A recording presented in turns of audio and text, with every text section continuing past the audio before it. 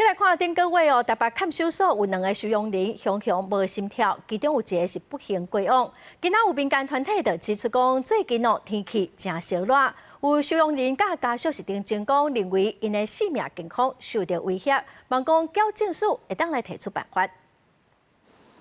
極端氣候熱人愈來愈熱，日傷害的狀況嘛愈接發生。5月24日起，台北看守所有2個收容人送醫，一個救無回來，另外一個還在住院，引起民間團體對收容環境的關注。監所關注小組表示，有真儕定情反映講，假所是翕閣熱，全國收容人超收的狀況嘛真普遍，環境閣愈歹，對收容人佮介護人員的健康攏造成威脅。民團呼籲矯正署要提出降溫措施，分批做一些冷水澡的沖涼。我想監所目前的環境應該是做得到。那監所如果是有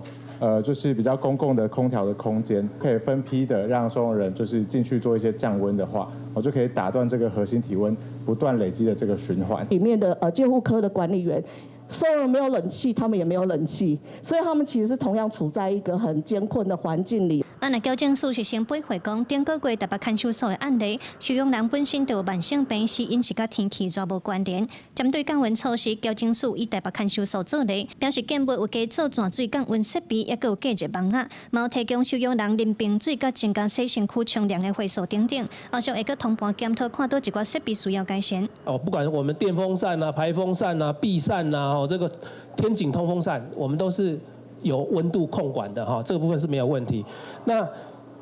另外一個建議就是說，希望我們回去再通盤檢討，就是說我們有哪些設備需要設施改善。監所關注小組表示，過來熱人可能也閣有3個月以上的高溫，嘛呼籲衛福部愛跨部會合作，提出監所熱傷害緊急醫療救護指引，也閣有高風險受刑人用藥指引。那勞動部嘛着注重工安檢查，希望保障收容人甲監所介護人員的健康權甲生存權。記者盧尚如、林曉凱台北報道。